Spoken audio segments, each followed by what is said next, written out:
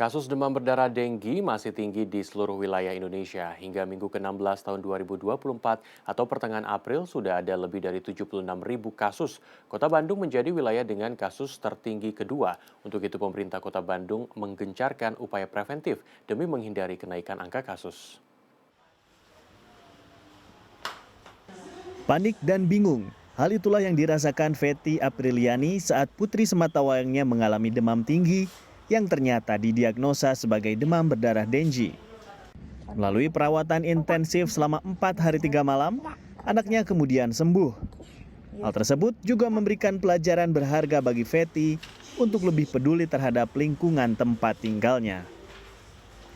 Akunya tuh kerja ya, sebagai ibu-ibu yang kerja mungkin agak sedikit lalai mungkin ya dalam melihat anak gitu di rumah, mungkin ternyata dia main kemana atau misalnya di rumah ada genang atau apa gitu. Jadi sekarang lebih kayak kita pasang apa kayak dehumidifier gitu ya, apa ya namanya itu gitu. Terus banyak juga pokoknya lebih menjaga kebersihan di rumah, lebih sering panggil apa ya cleaning untuk ke rumah. Jadi kayak lebih aware sih setelah terjadi gitu ya, seharusnya kan mencegah ya pada mengobati.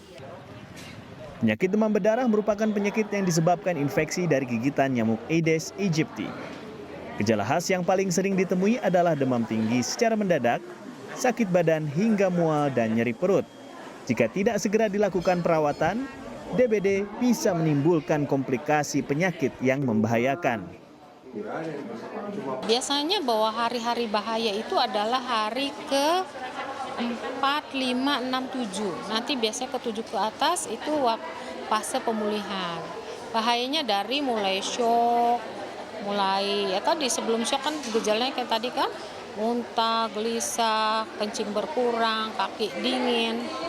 Kemudian nanti bisa berlanjut dengan gagal-gagal ke semua organ, bisa sampai kemana-mana. Ya, bisa timbunan cairan misalnya di paru, di perut, bisa ke otak, bisa ke ginjal, bisa terus jadi perdarahan, bisa jadi shock bahkan meninggal.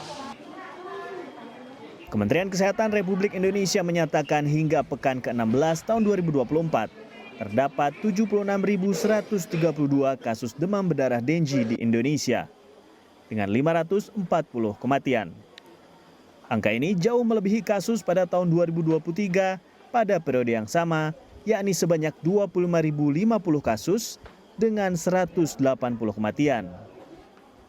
Kota Bandung menjadi wilayah dengan kasus DBD tertinggi kedua di bawah Kabupaten Tangerang. Menurut Kepala Bidang Pencegahan dan Pengendalian Penyakit Dinas Kesehatan Kota Bandung, Ira Dewi Jani, sejak Januari hingga 19 April 2024 sudah ada 3.205 kasus DBD di Bandung. Sebanyak 13 kasus diantaranya pasien meninggal dunia. Pertanggal 26 April masih ada 108 pasien DBD yang mendapatkan perawatan di rumah sakit. Sejumlah langkah pencegahan dilakukan, diantaranya dengan mengaktifkan kembali juru pemantau jentik di setiap wilayah rukun tetangga, termasuk juga anak-anak di wilayah sekolah atau madrasah yang dilatih menjadi juru pemantau cilik. Sosialisasi gerakan pemberantasan sarang nyamuk di wilayah publik juga diintensifkan. Untuk di sekolah, Disdiktu sudah membuat kebijakan melalui surat edaran yang disampaikan oleh Kepala Disdik kepada sekolah, madrasah, dan pesantren agar tiap sekolah mengaktifasi Jumancil dan melaporkan hasil kegiatannya baik ke Disdik maupun ke Puskesmas gitu. Jadi terpantau, nggak cuma Jumancil ya, tapi dilaksanakan apa enggak. Di sisi kuratif, pemerintah juga memastikan ketersediaan kamar rumah sakit serta berbagai kebutuhan pasien DBD yang membutuhkan penanganan lanjut. Tim Liputan CNN Indonesia, Bandung, Jawa Barat.